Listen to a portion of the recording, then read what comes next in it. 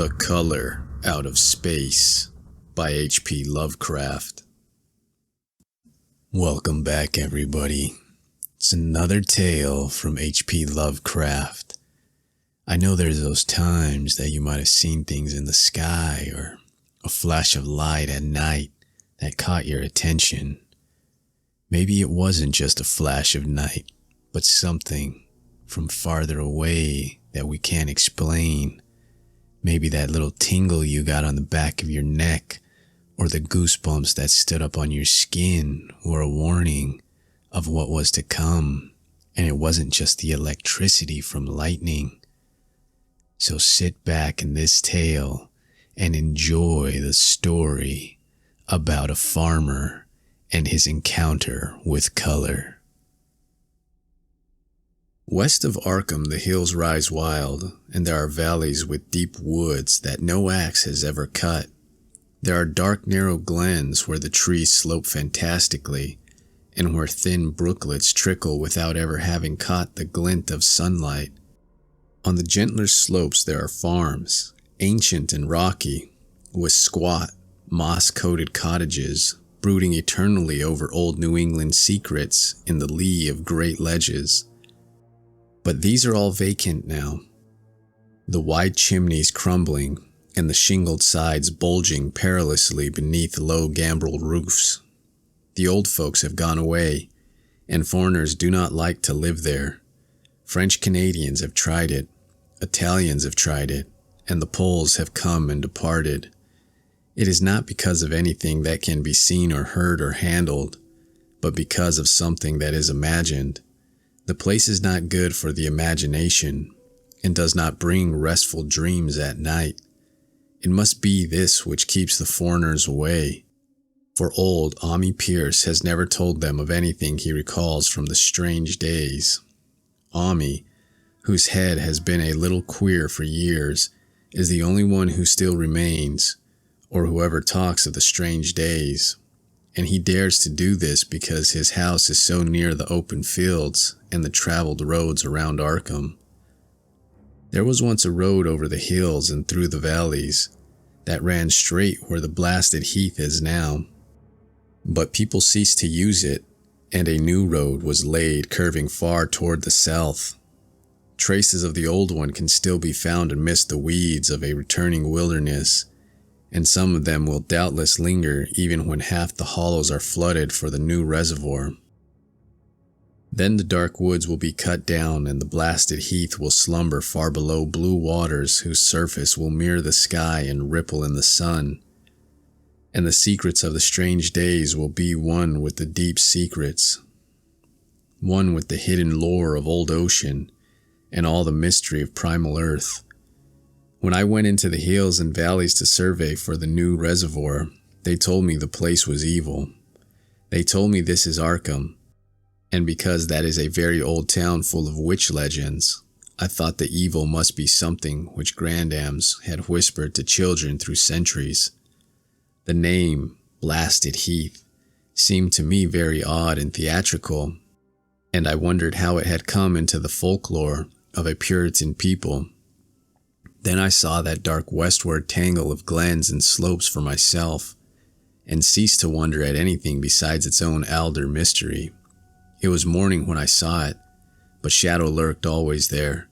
The trees grew too thickly, and their trunks were too big for any healthy New England wood. There was too much silence in the dim alleys between them, and the floor was too soft with the dank moss and mattings of infinite years of decay. In the open spaces, mostly along the line of the old road, there were little hillside farms, sometimes with all the buildings standing, sometimes with only one or two, and sometimes only with a lone chimney or fast-filling cellar. Weeds and briars reigned, and furtive wild things rustled in the undergrowth.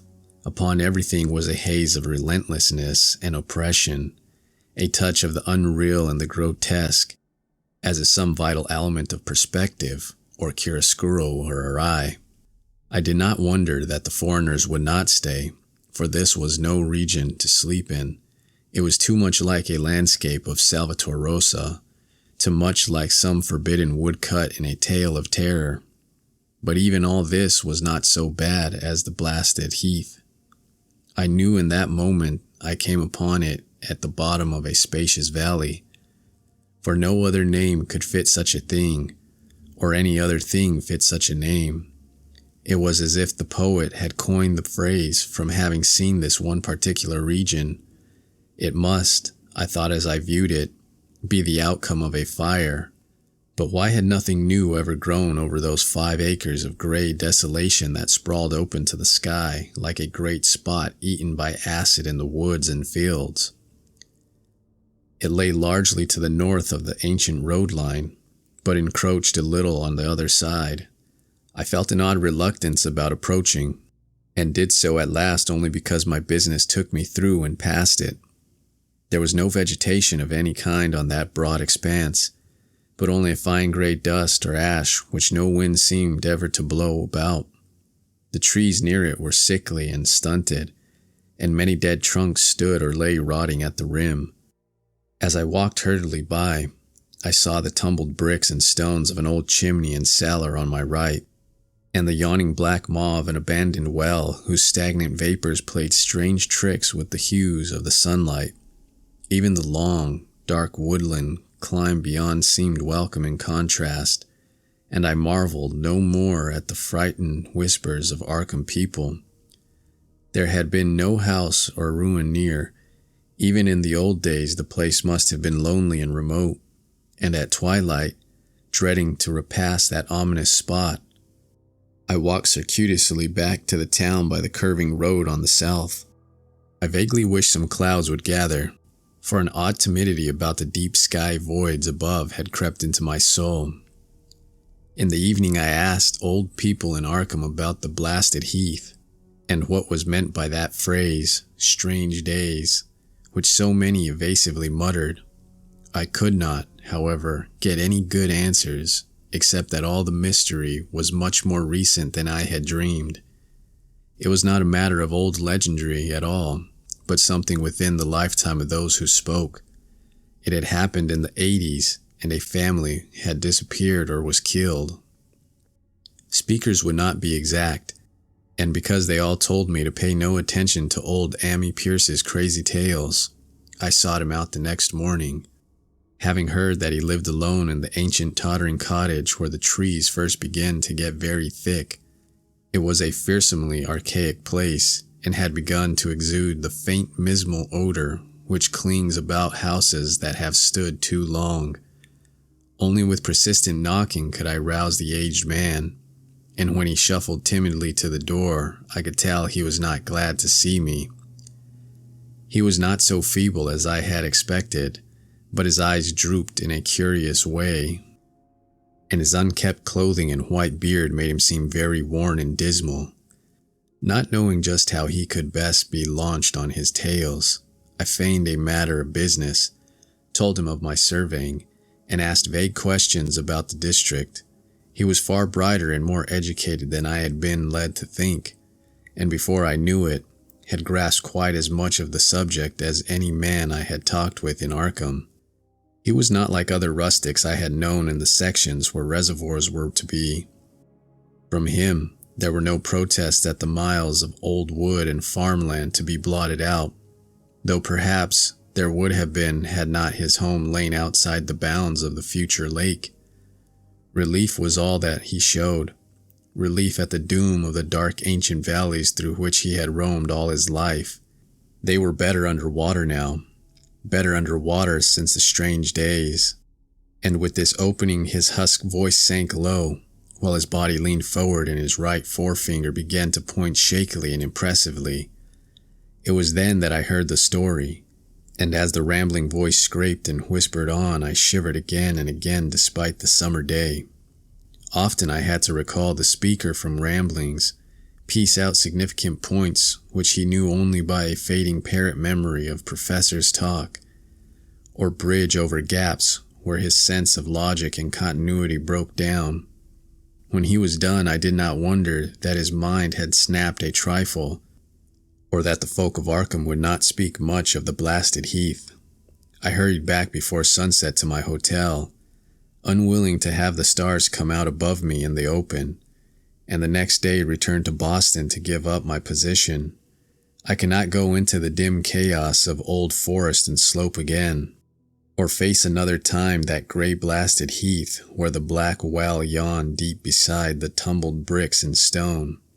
The reservoir will soon be built now, and all those elder secrets will be safe forever under watery fathoms. But even then I do not believe I would like to visit that country by night. At least, not when the sinister stars are out, and nothing could bribe me to drink the new city water of Arkham. It all began, old Ami said, with the meteorite.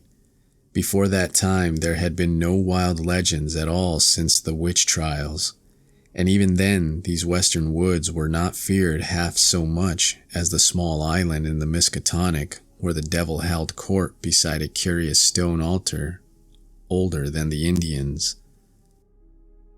These were not haunted woods, and their fantastic dusk was never terrible till the strange days. Then there had come that white noontide cloud, that string of explosions in the air, and that pillar of smoke from the valley far in the wood. And by night all Arkham had heard of the great rock that fell out of the sky and bedded itself in the ground beside the well at the Nahum Gardner place. That was the house which had stood where the blasted heath was to come. The trim white Nahum Gardner house amidst its fertile gardens and orchards. Nahum had come to town to tell people about the stone, and had dropped in at Ami Pierce's on the way. Ami was 40 then, and all the queer things were fixed very strongly in his mind. He and his wife had gone with 3 professors from Miskatonic University who hastened out the next morning to see the weird visitor from unknown stellar space, and had wondered why Nahum had called it so large the day before. It had shrunk, Nahum said as he pointed out the big brownish mound above the ripped earth and charred grass near the archaic well sweep in his front yard. But the wise men answered that stones do not shrink. Its heat lingered persistently, and Nahum declared it had glowed faintly in the night. The professors tried it with a geologist's hammer and found it was oddly soft. It was, in truth, so soft as to be almost plastic, and they gouged rather than clipped a specimen to take back to the college for testing. They took it in an old pail borrowed from Nahum's kitchen, for even the small piece refused to grow cool. On the trip back, they stopped at Ami's to rest, and seemed thoughtful when Mrs. Pierce remarked that the fragment was growing smaller and burning the bottom of the pail. Truly it was not large, but perhaps they had taken less than they thought. The day after that, all this was in June of '82, the professors had trooped out again in great excitement. As they passed Ami's, they told him what queer things the specimen had done, and how it had faded wholly away when they put it in a glass beaker. The beaker had gone too, and the wise men talked of the strange stone's affinity for silicon.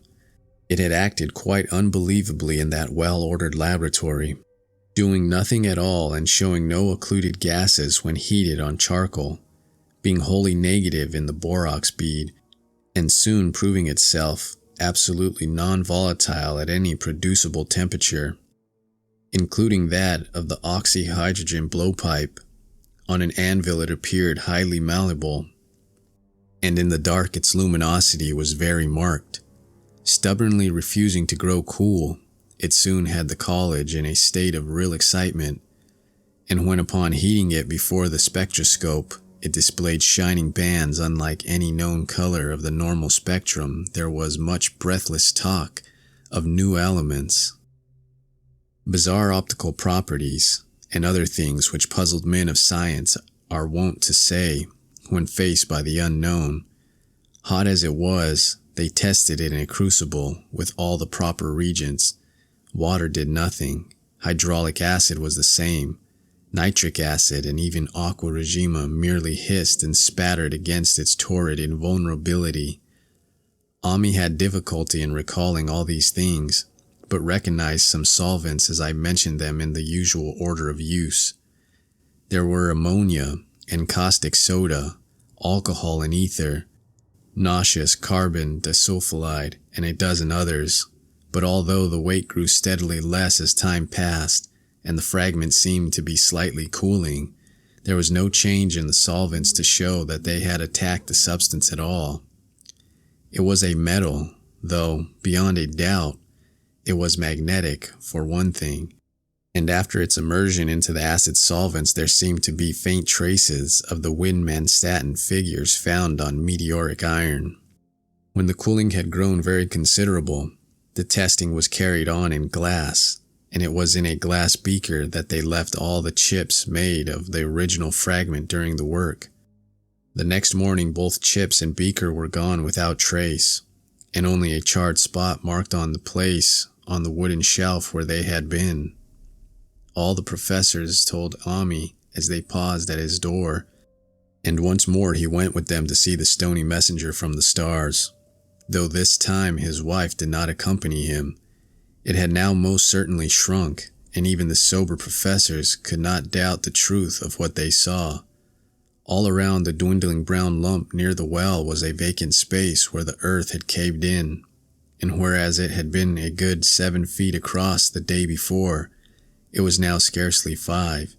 It was still hot, and the sages studied its surface curiously as they detached another and larger piece with hammer and chisel. They gouged deeply this time, and as they pried away the smaller mass they saw that the core of the thing was not quite homogeneous. They had uncovered what seemed to be the side of a large colored globule embedded in the substance. The color, which resembled some of the bands in the meteor's strange spectrum, was almost impossible to describe, and it was only by analogy that they called it color at all. Its texture was glossy, and upon tapping it appeared a promise both brittleness and hollowness. One of the professors gave it a smart blow with a hammer, and it burst with a nervous little pop. Nothing was emitted, and all trace of the thing vanished with the puncturing. It left behind a hollow spherical space about 3 inches across, and all thought it probable that others would be discovered as the enclosing substance wasted away. Conjecture was vain, so after a futile attempt to find additional globules by drilling, the seekers left again with their new specimen, which proved, however, as baffling in the laboratory as its predecessor had been.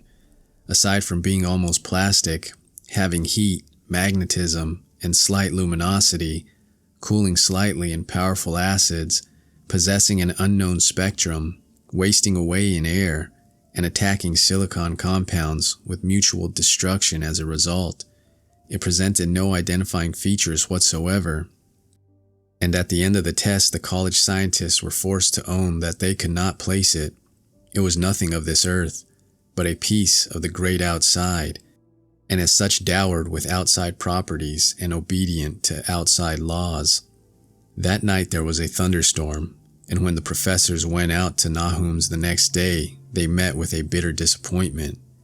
The stone, magnetic as it had been, must have had some peculiar electrical property, for it had drawn the lightning, as Nahum said, with a singular persistence. 6 times within an hour the farmer saw the lightning strike the furrow in the front yard, and when the storm was over, nothing remained but a ragged pit by the ancient well sweep, half choked with caved-in earth. Digging had borne no fruit, and the scientists verified the fact of the utter vanishment. The failure was total, so that nothing was left to do but go back to the laboratory and test again the disappearing fragment left carefully cased in lead. That fragment lasted a week, at the end of which nothing of value had been learned of it. When it had gone, no residue was left behind, and in time the professors felt scarcely sure they had indeed seen with waking eyes that cryptic vestige of the fathomless gulfs outside, that lone, weird message from other universes and other realms of matter, force, and entity. As was natural, the Arkham papers made much of the incident with its collegiate sponsoring, and sent reporters to talk with Nahum Gardner and his family. At least one Boston daily also sent a scribe, and Nahum quickly became a kind of local celebrity. He was a lean, genial person of about 50, living with his wife and 3 sons on the pleasant farmstead in the valley. He and Ami exchanged visits frequently, as did their wives, and Ami had nothing but praise for him after all these years. He seemed slightly proud of the notice his place had attracted, and talked often of the meteorite in the succeeding weeks. That July and August were hot, and Nahum worked hard at his haying in the 10-acre pasture across Chapman's Brook, his rattling wain wearing deep ruts in the shadowy lanes between. The labor tired him more than it had in other years, and he felt that age was beginning to tell on him. Then fell the time of fruit and harvest. The pears and apples slowly ripened, and Nahum vowed that his orchards were prospering as never before. The fruit was growing to phenomenal size and unwonted gloss, and in such abundance that extra barrels were ordered to handle the future crop. But with the ripening came sore disappointment, for of all that gorgeous array of specious lusciousness, not one single jot was fit to eat. Into the fine flavor of the pears and apples had crept a stealthy bitterness and sickishness, so that even the smallest of bites induced a lasting disgust. It was the same with the melons and tomatoes, and Nahum sadly saw that his entire crop was lost. Quick to connect events, he declared that the meteorite had poisoned the soil, and thanked heaven that most of the other crops were in the upland lot along the road. Winter came early and was very cold. Ami saw Nahum less often than usual, and observed that he had begun to look worried. The rest of his family, too, seemed to have grown taciturn, and were far from steady in their church-going or their attendance at the various social events of the countryside. For this reserve or melancholy no cause could be found, though all the household confessed now and then to poor health and a feeling of vague disquiet. Nahum himself gave the most definite statement of anyone when he said he was disturbed about certain footprints in the snow. They were the usual winter prints of red squirrels, white rabbits, and foxes, but the brooding farmer professed to see something not quite right about their nature and arrangement. He was never specific, but appeared to think that they were not as characteristic of the anatomy and habits of squirrels and rabbits and foxes as they ought to be. Ami listened without interest to this talk until one night when he drove past Nahum's house in his sleigh on the way back from Clark's Corners. There had been a moon, and a rabbit had run across the road, and the leaps of that rabbit were longer than either Ami or his horse liked. The latter, indeed, had almost run away when brought up by a firm rein. Thereafter Ami gave Nahum's tales more respect, and wondered why the gardener dogs seemed so cowed and quivering every morning. They had, it developed, nearly lost the spirit to bark. In February, the McGregor boys from Meadow Hill were out shooting woodchucks, and not far from the Gardner place bagged a very peculiar specimen. The proportions of its body seemed slightly altered in a queer way impossible to describe, while its face had taken on an expression which no one ever saw in a woodchuck before. The boys were genuinely frightened, and threw the thing away at once, so that only their grotesque tales of it ever reached the people of the countryside. But the shying away of the horses near Nahum's house had now become an acknowledged thing, and all the basis for a cycle of whispered legend was fast taking form. People vowed that the snow melted faster around Nahum's than it did anywhere else, and early in March there was an odd discussion in Potter's General Store at Clark's Corners. Stephen Rice had driven past Gardner's in the morning, and had noticed the skunk cabbages coming up through the mud by the woods across the road. Never were there things of such size seen before, and they held strange colors that could not be put into any words. Their shapes were monstrous, and the horse had snorted at an odor which struck Stephen as wholly unprecedented. That afternoon several persons drove past to see the abnormal growth, and all agreed that plant of that kind ought never to sprout in a healthy world. The bad fruit of the fall before was freely mentioned, and it went from mouth to mouth that there was poison in Nahum's ground. Of course it was the meteorite, and remembering how strange the men from the college had found that stone to be, several farmers spoke about the matter to them. One day they paid Nahum a visit, but having no love of wild tales and folklore, were very conservative in what they inferred. The plants were certainly odd, but all skunk cabbages are more or less odd in shape and odor and hue. Perhaps some mineral element from the stone had entered the soil, but it would soon be washed away. And as for the footprints and frightened horses, of course this were mere country talk which such a phenomenon as the aerial light would be certain to start. There was really nothing for serious men to do in cases of wild gossip, for superstitious rustics will say and believe anything, and so all through the strange days the professors stayed away in contempt. Only one of them, when given 2 files of dust for analysis in a police job over a year and a half later, recalled that the queer color of that skunk cabbage had been very like one of the anomalous bands of light shown by the meteor fragments in the college spectroscope, and like the brittle globule found embedded in the stone from the abyss. The samples in the analysis case gave the same odd bands at first, though later they lost the property. The trees budded prematurely around Nahum's, and at night they swayed ominously in the wind. Nahum's second son, Thaddeus, a lad of 15, swore that they swayed also when there was no wind. But even the gossips would not credit this. Certainly, however, relentlessness was in the air. The entire Gardner family developed the habit of stealthy listening, though not for any sound which they could consciously name. The listening was, indeed, rather a product of moments when consciousness seemed half to slip away.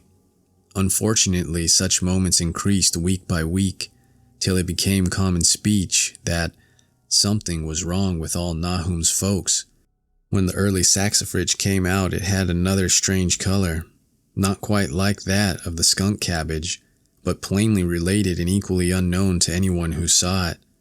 Nahum took some blossoms to Arkham and showed them to the editor of the Gazette, but that dignitary did no more than write a humorous article about them, in which the dark fears of rustics were held up to polite ridicule. It was a mistake of Nahum's to tell a stolid city man about the way the great, overgrown morning cloak butterflies behaved in connection with these saxifrages. April brought a kind of madness to the country folk, and began that disuse of the road past Nahum's which led to its ultimate abandonment. It was the vegetation. All the orchid trees blossomed forth in strange colors, and through the stony soil of the yard and adjacent pasturage, there sprang up a bizarre growth which only a botanist could connect with the proper flora of the region. No sane, wholesome colors were anywhere to be seen except in the green grass and leafage, but everywhere those hectic and prismatic variants of some diseased, underlying primary tone without a place among the known tints of earth.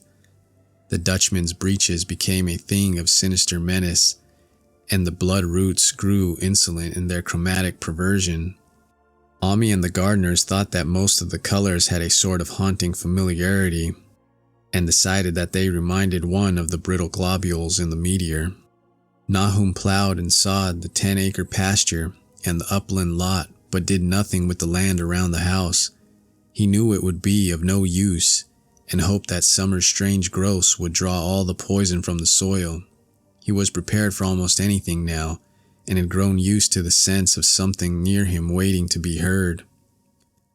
The shunning of his house by neighbors told of him, of course, but it told of his wife more. The boys were better off, being at school each day, but they could not help being frightened by the gossip. Thaddeus, an especially sensitive youth, suffered the most. In May, the insects came, and Nahum's place became a nightmare of buzzing and crawling. Most of the creatures seemed not quite usual in their aspects and motion, and their nocturnal habits contradicted all former experience. The Gardners took to watching at night, watching in all directions at random for something. They could not tell what. It was then that they all owned that Thaddeus had been right about the trees. Mrs. Gardner was the next to see it from the window as she watched the swollen boughs of a maple against a moonlit sky. The boughs surely moved, and there was no wind. It must be the sap.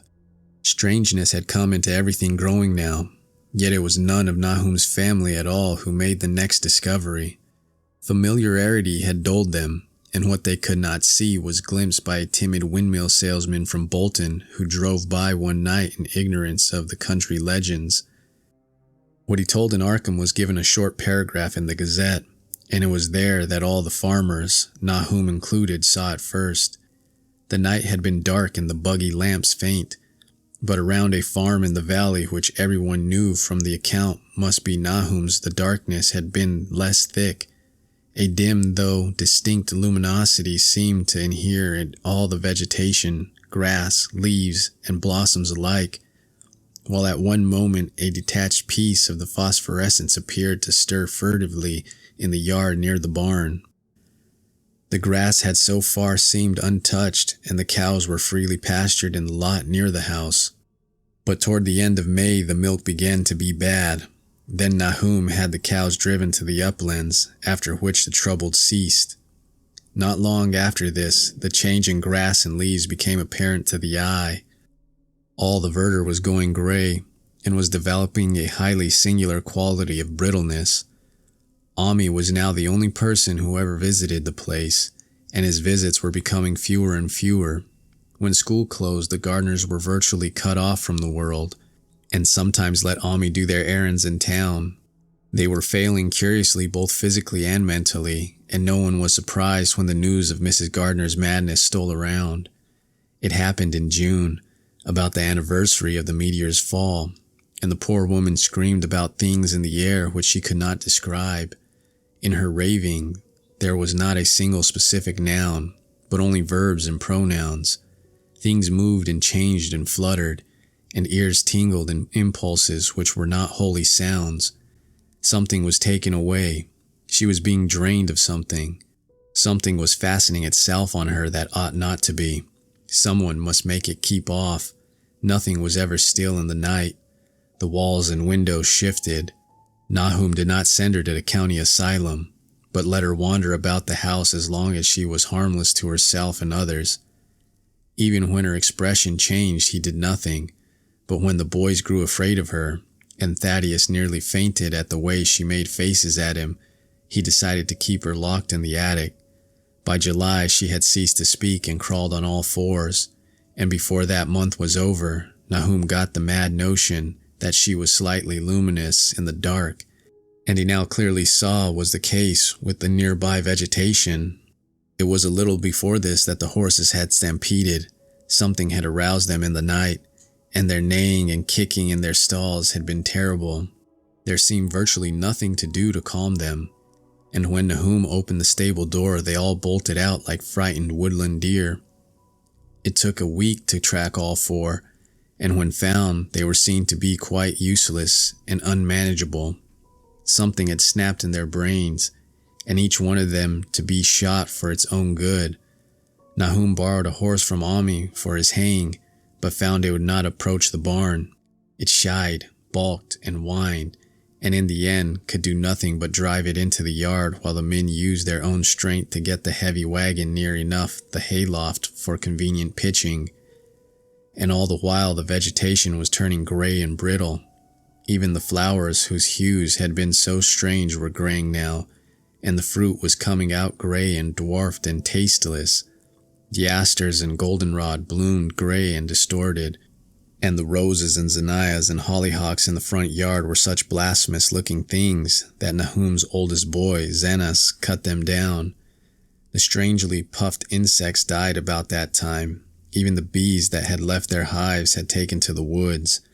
By September, all the vegetation was fast crumbling to a grayish powder, and Nahum feared that the trees would die before the poison was out of the soil. His wife now had spells of terrific screaming, and he and the boys were in a constant state of nervous tension. They shunned people now. And when school opened, the boys did not go, but it was Ami, on one of his rare visits, who first realized that the well water was no longer good. It had an evil taste that was not exactly fetid nor exactly salty, and Ami advised his friend to dig another well on higher ground to use till the soil was good again. Nahum, however, ignored the warning, for he had by that time become callous to strange and unpleasant things. He and the boys continued to use the tainted supply, drinking it as listlessly and mechanically as they ate their meager and ill-cooked meals and did their thankless and monotonous chores through the aimless days. There was something of stolid resignation about them all, as if they walked half another world between lines of nameless guards to a certain and familiar doom. Thaddeus went mad in September after a visit to the well. He had gone with a pail and had come back empty-handed, shrieking and waving his arms, and sometimes lapsing into the inane titter or a whisper about the moving colors down there. 2 in 1 family was pretty bad, but Nahum was very brave about it. He let the boy run about for a week until he began stumbling and hurting himself, and then he shut him in an attic room across the hall from his mother's. The way they screamed at each other from behind their locked doors was very terrible, especially to little Merwin, who fancied they talked in some terrible language that was not of earth. Merwin was getting frightfully imaginative, and his restlessness was worse after the shutting away of the brother who had been his greatest playmate. Almost at the same time, the mortality among the livestock commenced. Poultry turned grayish and died very quickly, their meat being found dry and noisome upon cutting. Hogs grew inordinately fat, then suddenly began to undergo loathsome changes which no one could explain. Their meat was of course useless, and Nahum was at his wit's end. No rural veterinarian would approach his place, and the city veterinarian from Arkham was openly baffled. The swine began growing gray and brittle and falling to pieces before they died, and their eyes and muzzles developed singular alterations. It was very inexplicable, for they had never been fed from the tainted vegetation. Then something struck the cows. Certain areas, or sometimes the whole body, would be uncannily shriveled or compressed, and atrocious collapses or disintegrations were common. In the last stages, and death was always the result, there would be a graying and turning brittle like that which beset the hogs. There could be no question of poison, for all the cases occurred in a locked and undisturbed barn. No bites of prowling things could have brought the virus, for what live beast of the earth can pass through solid obstacles? It must be only natural disease. Yet what disease could wreak such results was beyond any mind's guessing. When the harvest came, there was not an animal surviving on the place, for the stock and poultry were dead, and the dogs had run away. These dogs, 3 in number, had all vanished one night and were never heard of again. The 5 cats had left some time before, but their ongoing was scarcely noticed, since there now seemed to be no mice, and only Mrs. Gardner had made pets of the graceful felines. On the 19th of October, Nahum staggered into Ami's house with hideous news. The death had come to poor Thaddeus in his attic room, and it had come in a way which could not be told. Nahum had dug a grave in the railed family plot behind the farm, and had put therein what he found. There could have been nothing from outside, for the small barred window and locked door were intact. But it was as much as it had been in the barn. Ami and his wife consoled the stricken man as best they could, but shuddered as they did so. Stark terror seemed to cling round the Gardners and all they touched, and the very presence of one in the house was a breath from regions unnamed and unnameable. Ami accompanied Nahum home with the greatest reluctance, and did what he might to calm the hysterical sobbing of little Merwin.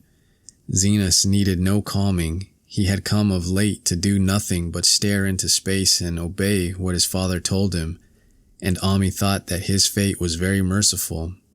Now and then Merwin's screams were answered faintly from the attic, and in response to an inquiring look, Nahum said that his wife was getting very feeble. When night approached, Ami managed to get away, for not even friendship could make him stay in that spot when the faint glow of the vegetation began and the trees may or may not have swayed without wind. It was really lucky for Ami that he was not more imaginative. Even as things were, his mind was bent over so slightly But had he been able to connect and reflect upon all the portents around him, he must inevitably have turned a total maniac. In the twilight, he hastened home, the screams of the mad woman and the nervous child ringing horribly in his ears. 3 days later, Nahum lurched into Ami's kitchen in the early morning, and in the absence of his host stammered out a desperate tale once more. While Mrs. Pierce listened in a clutching fright, it was little Merwin this time. He was gone. He had gone out late at night with a lantern and pail for water, and had never come back. He had been going to pieces for days and hardly knew what he was about. Screamed at everything. There had been a frantic shriek from the yard then, but before the father could get to the door, the boy was gone. There was no glow from the lantern he had taken, and of the child himself no trace. At the time, Nahum thought the lantern and pail were gone too, but when dawn came, and the man had plodded back from his all-night search of the woods and fields, he had found some very curious things near the well. There was a crushed and apparently somewhat melted mass of iron, which had certainly been the lantern, while a bent bale and twisted iron hoops beside it, both half fused, seemed to hint at the remnants of the pail. That was all. Nahum was past imagining. Mrs. Pierce was blank, and Ami, when he had reached home and heard the tale, could give no guess. Merwin was gone, and there would be no use in telling the people around, who shunned all gardeners now. No use either in telling the city people at Arkham, who laughed at everything. Thad was gone, and now Murney was gone. Something was creeping and waiting to be seen and felt and heard. Nahum would go soon, and he wanted Ami to look after his wife and Zenas if they survived him. It must all be a judgment of some sort, though he could not fancy what for, since he had always walked uprightly in the Lord's way, so far as he knew. For over 2 weeks Ami saw nothing of Nahum, and then, worried about what might have happened, he overcame his fear and paid the gardener place a visit. There was no smoke from the great chimney, and for a moment the visitor was apprehensive of the worst. The aspect of the whole farm was shocking, grayish, withered grass and leaves on the ground, vines falling in brittle wreckage from archaic walls and gables, and great bare trees clawing up at the gray November sky with a studied malevolence which Ami could not but feel had come from the subtle change in the tilt of the branches. But Nahum was alive after all. He was weak and lying on a couch in the low-ceiled kitchen, but perfectly conscious and able to give simple orders to Zenas. The room was deadly cold, and as Ami visibly shivered, the host shouted huskily to Zenas for more wood. Wood, indeed, was sorely needed, since the cavernous fireplace was unlit and empty, with a cloud of soot blowing about in the chill wind that came down the chimney. Presently Nahum asked him if the extra wood had made him any more comfortable, and then Ami saw what had happened. The stoutest cord had broken at last, and the hapless farmer's mind was proof against more sorrow. Questioning tactfully, Ami could get no clear data at all about the missing Zenas. In the well, he lives in the well, was all that the clouded father would say. Then there flashed across the visitor's mind a sudden thought of the mad wife, and he changed his line of inquiry. Nabby? Why, here she is, was the surprised response of poor Nahum, and Ami soon saw that he must search for himself. Leaving the harmless babbler on the couch, he took the keys from the nail beside the door and climbed the creaking stairs to the attic. It was very close and noisome up there, and no sound could be heard from any direction. Of the 4 doors in sight, only one was locked, and on this he tried various keys on the ring he had taken. The 3rd key proved the right one, and after some fumbling, Ami threw open the low white door. It was quite dark inside, for the window was small and half obscured by the crude wooden bars, and Ami could see nothing at all on the wide planked floor. The stench was beyond enduring, and before proceeding further, he had to retreat to another room and return with his lungs filled with breathable air. When he did enter, he saw something dark in the corner, and upon seeing it more clearly, he screamed outright. While he screamed, he thought a momentary cloud eclipsed the window, and a second later he felt himself brushed as if by some hateful current of vapor. Strange colors danced before his eyes, and had not a present horror numbed him, he would have thought of the globule in the meteor that the geologist's hammer had shattered, and of the morbid vegetation that had sprouted in the spring. As it was, he thought only of the blasphemous monstrosity which confronted him, and which all too clearly had shared the nameless fate of young Thaddeus and the livestock. But the terrible thing about this horror was that it was very slowly and perceptibly moved as it continued to crumble. Ami would give me no added particulars to this scene, but the shape in the corner does not reappear in his tale as a moving object. There are things which cannot be mentioned, and what is done in common humanity is sometimes cruelly judged by the law. I gathered that no moving thing was left in the attic room, and that to leave anything capable of motion there would have been a deed so monstrous as to damn any accountable being to eternal torment. Anyone but a stolid farmer would have fainted or gone mad, but Ami walked conscious through that low doorway and locked the accursed secret behind him. There would be Nahum to deal with now. He must be fed and tended, and removed to some place where he could be cared for. Commencing his descent of the dark stairs, Ami heard a thud below him. He even thought a scream had been suddenly choked off, and recalled nervously the clammy vapor which had brushed him in that frightful room above. What presence had his cry and entry started up? Halted by some vague fear, he heard still further sounds below. Indubitably, there was a sort of heavy dragging, and a most detestably sticky noise, as of some fiendish and unclean species of suction. With an associative sense goaded to feverish heights, he thought uncountably of what he had seen upstairs. Good God! What eldritch dream world was this into which he had blundered? He dared move neither backward nor forward, but stood there trembling at the black curve of the boxed-in staircase. Every trifle of the scene burned itself into his brain. The sounds, the sense of dread expectancy, the darkness, the steepness of the narrow steps, and merciful heaven, the faint but unmistakable luminosity of all the woodwork in sight, steps, sides, exposed lays, and beams alike. Then there burst forth a frantic whinny from Ami's horse outside, followed at once by a clatter which told of a frenzied runaway. In another moment, horse and buggy had gone beyond earshot, leaving the frightened man on the dark stairs to guess what had sent them. But that was not all. There had been another sound out there, a sort of liquid splash. Water. It must have been the well. He had left Hero untied near it, and a buggy wheel must have brushed the coping and knocking in the stone.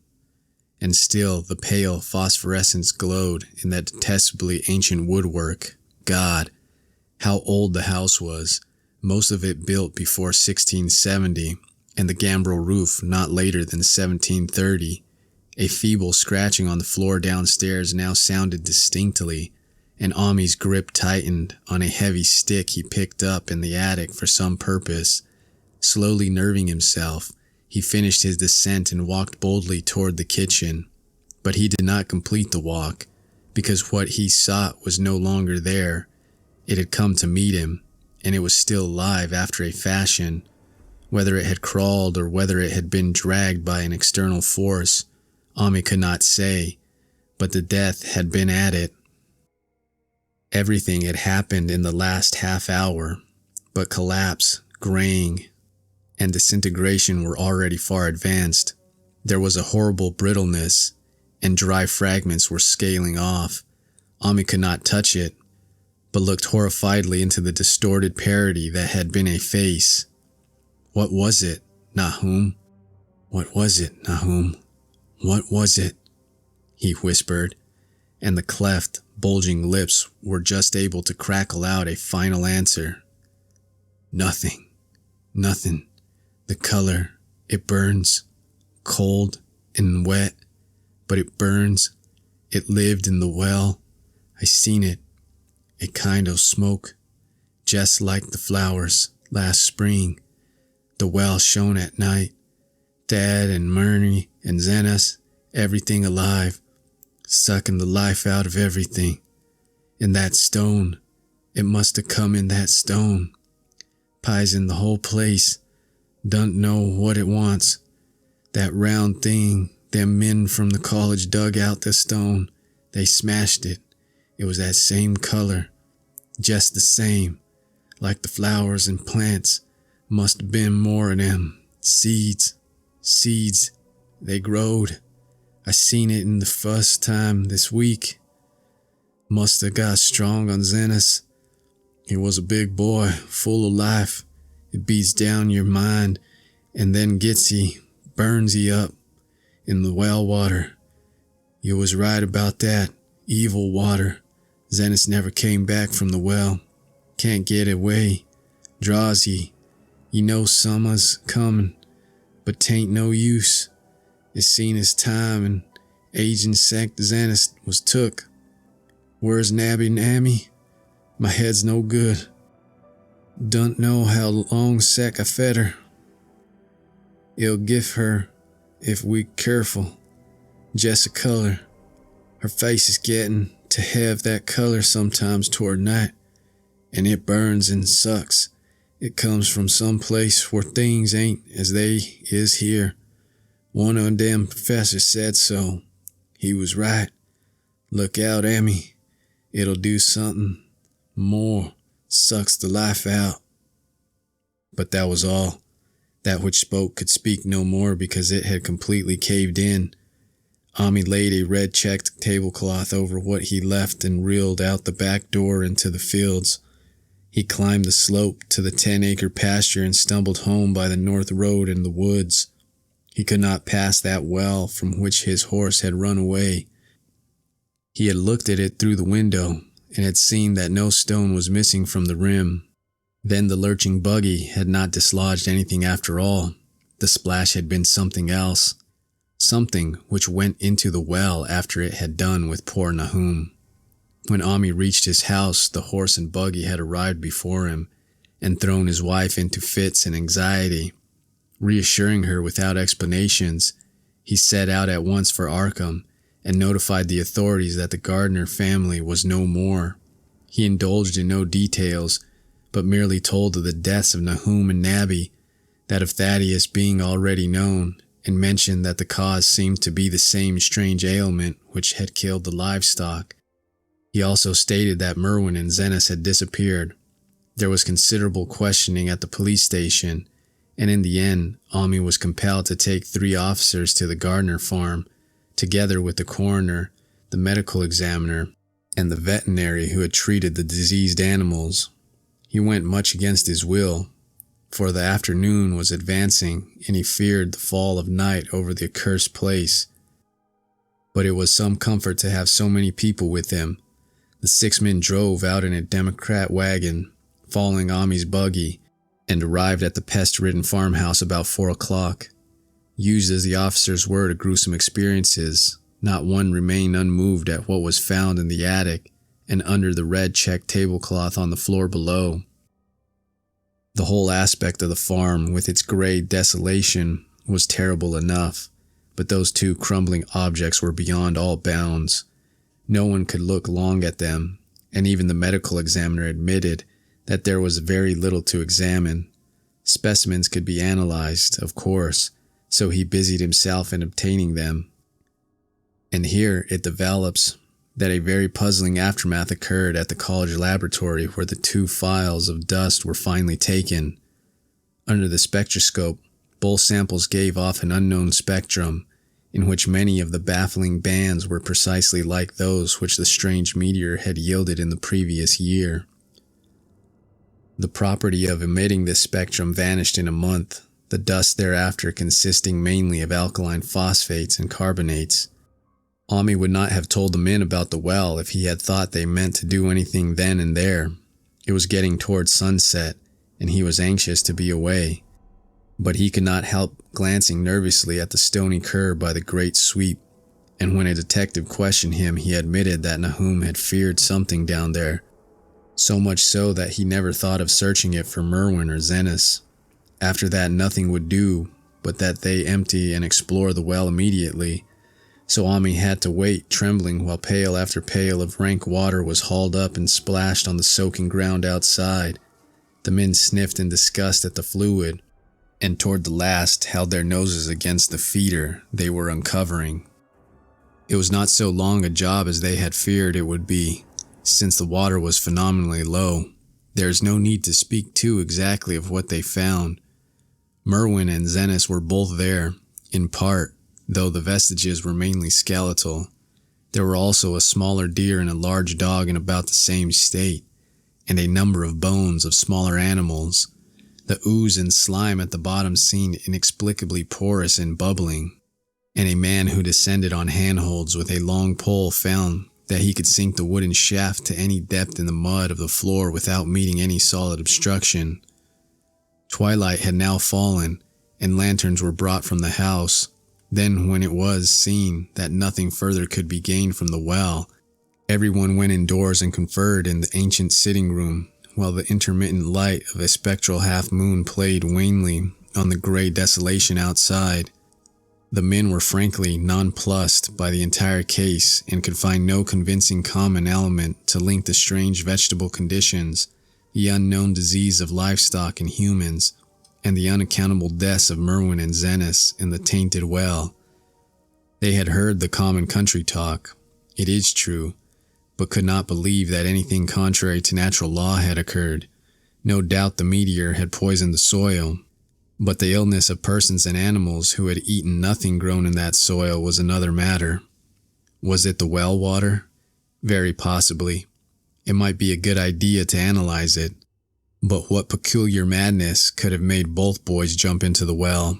Their deeds were so similar, and the fragments showed that they had both suffered from a gray, brittle death. Why was everything so gray and brittle? It was the coroner, seated near a window overlooking the yard, who first noticed the glow about the well. Night had fully set in, and all the abhorrent ground seemed faintly luminous with more than the fitful moonbeams. But this new glow was something definite and distinct, and appeared to shoot up the black pit like a softened ray from a searchlight, giving dull reflections in the little ground pools where the water had been emptied. It had a very queer color, and as all the men clustered round the window, Ami gave a violent start. For this strange beam of ghastly miasma was to him of no unfamiliar hue. He had seen that color before, and feared to think what it might mean. He had seen it in that nasty brittle globule in that aerolite 2 summers ago, had seen it in the crazy vegetation of the springtime, and had thought he had seen it for an instant that very morning against the small barred window of that terrible attic room where nameless things had happened. It had flashed there a second, and a clammy and hateful current of vapor had brushed past him, and then poor Nahum had been taken by something of that color. He had said so at the last, said it was like the globule in the plants. After that had come the runaway in the yard and the splash in the well, and now that well was belching forth to the night a pale, insidious beam of the same demonic tint. It does credit to the alertness of Ami's mind that he puzzled even at the tense moment over a point which was essentially scientific. He could not but wonder at his gleaning of the same impression from a vapor glimpsed in the daytime against a window opening on the morning sky, and from a nocturnal exhalation seeing a phosphorescent mist against the black and blasted landscape. It wasn't right. It was against nature, and he thought of those terrible last words of his stricken friend. It come from some place where things ain't as they is here. One of them professors said so. All 3 horses outside, tied to a pair of shriveled saplings by the road, were now neighing and pawing frantically. The wagon driver started for the door to do something, but Ami laid a shaky hand on his shoulder. "Don't go out there," he whispered. "They's more to this than what we know. Nahum said something lived in that well that sucks your life out. He said it must be some 'at growed from a Round ball like one we all seen in the meteor stone that fell a year ago June. Sucks and burns, he said, and is just a cloud of color like that light out there now, that ye can hardly see and can't tell what it is, not whom thought it feeds on everything living and gets stronger all the time. He said he seen it last week. It must be something from away off in the sky like the men from the college last year says the meteor stone was. The way it's made and the way it works ain't like no way o' God's world. It's some from beyond. So the men paused indecisively as the light from the well grew stronger and the hitched horses pawed and whinnied in increasing frenzy. It was truly an awful moment, with terror in the ancient and cursed house itself. 4 monstrous sets of fragments, 2 from the house and 2 from the well, in the woodshed behind, and that shaft of unknown and unholy iridescence from the slimy depths in front. Ami had restrained the driver on impulse, forgetting how uninjured he himself was after the clammy brushing of that colored vapor in the attic room. But perhaps it was just as well that he acted as he did. No one will ever know what was abroad that night, and though the blasphemy from beyond had not so far hurt any human of unweakened mind, there's no telling what it might not have done at that last moment, and with its seemingly increased strength and the special sign of purpose it was soon to display beneath the half-clouded moonlit sky. All at once, one of the detectives at the window gave a short, sharp gasp. The others looked at him, and then quickly followed his own gaze upward to the point at which its idle straying had been suddenly arrested. There was no need for words. What had been disputed in country gossip was disputable no longer, and it is because of the thing which every man of that party agreed in whispering later on that the strange days are never talked about in Arkham. It is necessary to premise that there was no wind at that hour of the evening. One did arise not long afterwards, but there was absolutely none then. Even the dry tips of the lingering hedge mustard, gray and blighted, and the fringe of the roof of the standing Democrat wagon were unstirred, and yet amid that tense, godless calm, the high, bare boughs of all the trees in the yard were moving. They were twitching morbidly and spasmodically, clawing in inconclusive and ecliptic madness at the moonlit clouds, scratching impotently in the noxious air as if jerked by some alien and bodiless line of linkage with subterranean horrors writhing and struggling below the black roots. Not a man breathed for several seconds. Then a cloud of darker depth passed over the moon, and the silhouette of clutching branches faded out momentarily. At this there was a general cry, muffled with awe, but husky and almost identical from every throat, for the terror had not faded with the silhouette, and in a fearsome instant of deeper darkness the watchers saw wriggling at the treetops' height 1,000 tiny points of faint and unhallowed radiance, tipping each bow like the fire of St. Elmo's, or the flames that came down on the apostle's head at Pentecost. It was a monstrous constellation of unnatural light, like a glutted swarm of corpse-fed fireflies dancing hellish sarabands over an accursed marsh, and its color was that same nameless intrusion which Ami had come to recognize and dread. All the while the shaft of phosphorescence from the well was getting brighter and brighter, bringing the minds of the huddled men a sense of doom and abnormality, which far outtraced any image their conscious minds could form. It was no longer shining out, it was pouring out, and as the shapeless stream of unplaceable color left the well, it seemed to flow directly into the sky. The veterinary shivered and walked to the front door to drop the heavy extra bar across it. Ami shook no less, and had to tug and point for lack of controllable voice when he wished to draw notice to the growing luminosity of the trees. The neighing and stamping of the horses had become utterly frightful, but not a soul of that group in the house would have ventured forth for any earthly reward. With the moments the shining of the trees increased, while their restless branches seemed to strain more and more toward verticality. The wood of the well sweep was shining now, and presently a policeman dumbly pointed to some wooden sheds and beehives near the stone wall on the west. They were commencing to shine too, though the tethered vehicles of the visitors seemed so far unaffected. Then there was a wild commotion and clopping in the road, and as Ami quenched the lamp for better seeing, they realized that the span of frantic grays had broke their sapling and run off with the Democrat wagon. The shock served to loosen several tongues, and embarrassed whispers were exchanged. "It spreads on everything organic that's been around here," muttered the medical examiner. No one replied, but the man who had been in the well gave a hint that his long pole must have stirred up something intangible. "It was awful," he added. "There was no bottom at all, just ooze and bubbles and the feeling of something lurking under there." Ami's horse still pawed and screamed deafeningly in the road outside, and nearly drowned its owner's faint quaver as he mumbled his formless reflections. "It came from that stone. It growed down there. It got everything living. It fed itself on mind and body. Thad and Murney, Xanis and Nabby. Nahum was the last. They all drunk the water. It got strong on 'em.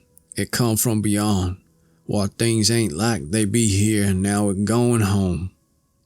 At this point, as the column of unknown color flared suddenly stronger and began to weave itself into fantastic suggestions of shape which each spectator later described differently, there came from poor tethered hero such a sound as no man before or since ever heard from a horse. Every person in that low-pitched sitting room stopped his ears, and Ami turned away from the window in horror and nausea. Words could not convey it. When Ami looked out again, the hapless beast lay huddled inert on the moonlit ground between the splintered shafts of the buggy. That was the last of Hero till they buried him next day. But the present was no time to mourn, for almost at this instant a detective silently called attention to something terrible in the very room with them. In the absence of the lamplight, it was clear that a faint phosphorescence had begun to pervade the entire apartment. It glowed on the broad planked floor and the fragment of rag carpet, and shimmered over the sashes of the small paned windows. It ran up and down the exposed corner post, coruscated about the shelf and mantel, and infected the very doors and furniture. Each minute saw it strengthen, and at last it was very plain that the healthy living things must leave that house. Ami showed them the back door and the path up through the fields to the 10-acre pasture. They walked and stumbled as in a dream, and did not dare look back till they were far away on the high ground. They were glad of the path, for they could not have gone the front way, by that well. It was bad enough passing the glowing barn and sheds, and those shining orchid trees with the gnarled, fiendish contours, but thank heavens the branches did their worst twisting high up. The moon went under some very black clouds as they crossed the rustic bridge over Chapman's Brook, and it was blind groping from there to the open meadows. When they looked back toward the valley and the distant Gardner place at the bottom, they saw a fearsome sight. All the farm was shining with the hideous, unknown blend of color, trees, buildings, and even such grass and herbage as had not been wholly changed to lethal gray brittleness. The boughs were all straining skyward, tipped with tongues of foul flame, and lambent tricklings of the same monstrous fire were creeping about the ridgepoles of the house, barn, and sheds. It was a scene from a vision of Fuseli, and over all the rest reigned that riot of luminous amorphousness, that alien and undimensioned rainbow of cryptic poison from the well, seething, filling, lapping, reaching, scintillating, straining, and malignably bubbling in its cosmic and unrecognizable chromaticism. Then without warning, the hideous thing shot vertically up toward the sky like a rocket or meteor, leaving behind no trail and disappearing through a round and curiously regular hole in the clouds before any man could gasp or cry out. No watcher can ever forget that sight, and Ami stared blankly at the stars of Cygnus, Deneb twinkling above the others, where the unknown color had melted into the Milky Way. but his gaze was the next moment called swiftly to earth by the crackling in the valley. It was just that, only a wooden ripping and crackling, and not an explosion, as so many others of the party vowed. Yet the outcome was the same, for in one feverish, kaleidoscopic instant there burst up from that doomed and accursed farm a gleaming, eruptive cataclysm of unnatural sparks and substance, blurring the glance of the few who saw it, and sending forth to the zenith a bombarding cloudburst of such colored and fantastic fragments as our universe must needs disown. Through quickly reclosing vapors they followed the great morbidity that had vanished, and in another second they had vanished too. Behind and below was only a darkness to which the men dared not return, and all about was a mounting wind which seemed to sweep down in black. Frore gusts from interstellar space, it shrieked and howled, and lashed the fields and distorted woods in a mad cosmic frenzy, till soon the trembling party realized it would be no use waiting for the moon to show what was left down there at Nahum's. Too awed even to hint theories, the 7 shaking men trudged back toward Arkham by the north road. Ami was worse than his fellows, and begged them to see him inside his own kitchen, instead of keeping straight on to town.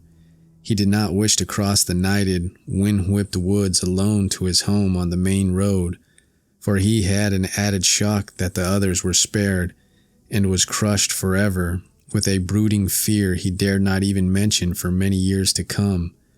As the rest of the watchers on that tempestuous hill had stolidly set their faces toward the road, Ami had looked back an instant at the shadowed valley of desolation so lately sheltering his ill-starred friend, and from that stricken, faraway spot he had seen something feebly rise, only to sink down again upon the place from which the great shapeless horror had shot into the sky. It was just a color, but not any color of earth or heavens, and because Ami recognized that color, and knew that this last faint remnant must still lurk down there in the well, he has never been quite right since. Ami would never go near the place again. It is over half a century now since the horror happened, but he has never been there, and will be glad when the new reservoir blots it out. I shall be glad too, for I do not like the way the sunlight changed color around the mouth of that abandoned well I passed. I hope the water will always be very deep, but even so, I shall never drink it. I do not think I shall visit the Arkham country hereafter. 3 of the men who had been with Ami returned the next morning to see the ruins by daylight, but there were not any real ruins, only the bricks of the chimney, the stones of the cellar, some mineral and metallic litter here and there, and the rim of that nefandous well. Save for Ami's dead horse, which they towed away and buried, and the buggy which they shortly returned to him, everything that had ever been living had gone. 5 eldritch acres of dusty gray desert remained, nor has anything ever grown there since. To this day it sprawls open to the sky like a great spot eaten by acid in the woods and fields, and the few who have ever dared glimpse in it spite of the rural tales have named it the Blasted Heath. The rural tales are queer. They might even be queer if the city men and college chemists could be interested enough to analyze the water from the disused well, or the gray dust that no wind seems ever to disperse. Botanists, too, ought to study the stunted flora on the borders of that spot, for they might shed light on the country notion that the blight is spreading, little by little, perhaps an inch a year. People say the color of the neighboring herbage is not quite right in the spring, and that wild things leave queer prints in the light winter snow. Snow never seems quite so heavy on the Blasted Heath as it is elsewhere. Horses, the few that are left in this motor age, grow skittish in the silent valley, and hunters cannot depend on their dogs too near the splotch of grayish dust. They say the mental influences are very bad too. Numbers went queer in the year after Nahum's taking, and always they lacked the power to get away. Then the stronger-minded folk all left the region, and only the foreigners tried to live in the crumbling old homesteads. They could not stay, though, and one sometimes wonders what insight beyond ours their wild, weird stories of whispered magic have given them. Their dreams at night, they protest, are very horrible in that grotesque country. And surely the very look of the dark realm is enough to stir a morbid fancy. No traveler has ever escaped a sense of strangeness in those deep ravines. And artists shiver as they paint thick woods whose mystery is as much of the spirit as of the eye. I myself am curious about the sensation I derived from my one lone walk before Ami told me his tale. When twilight came, I had vaguely wished some clouds would gather, for an odd timidity about the deep skied voids above had crept into my soul. Do not ask me for my opinion. I do not know, that is all. There was no one but Ami to question, for Arkham people will not talk about the strange days. And all three professors who saw the aerial light and its colored globule are dead. There were other globules. Depend upon that. One must have fed itself and escaped, and probably there was another which was too late. No doubt it is still down the well. I know there was something wrong with the sunlight I saw above that miasmal brink. The rustics say the blight creeps an inch a year, so perhaps there is a kind of growth or nourishment even now. But whatever demon hatchling is there, it must be tethered to something, or else it would quickly spread. It is fastened to the roots of those trees that claw the air. One of the current Arkham tales is about fat oaks that shine and move as they ought not to do at night. What it is, only God knows. In terms of matter, I suppose the thing Ami described would be called a gas. But this gas obeyed laws that are not of our cosmos. This was no fruit of such worlds and suns as shine on the telescopes and photographic plates of our observatories. This was no beneath from the skies whose motions and dimensions an astronomers measure or deem too vast to measure. It was just a color out of space, a frightful messenger from unformed realms of infinity beyond all nature as we know it, from realms whose mere existence stuns the brains and numbs us with the black extra-cosmic gulfs it throws open before our frenzied eyes. I doubt very much if Ami consciously lied to me, and I do not think his tale was all a freak of madness as the townfolk had forewarned. Something terrible came to the hills and valleys of that meteor, and something terrible, though I know not in what proportion, still remains. I shall be glad to see the water come. Meanwhile, I hope nothing will happen to Ami. He saw so much of that thing, and its influence was so insidious. Why has he never been able to move away? How clearly he recalled those dying words of Nahum's. Can't get away. Drazy. Ye know some's that comin', but 'tain't no use. Ami is such a good old man. When the reservoir gang gets to work, I must write the chief engineer to keep a sharp watch on him. I would hate to think of him as the gray, twisted, brittle monstrosity which persists more and more in troubling my sleep.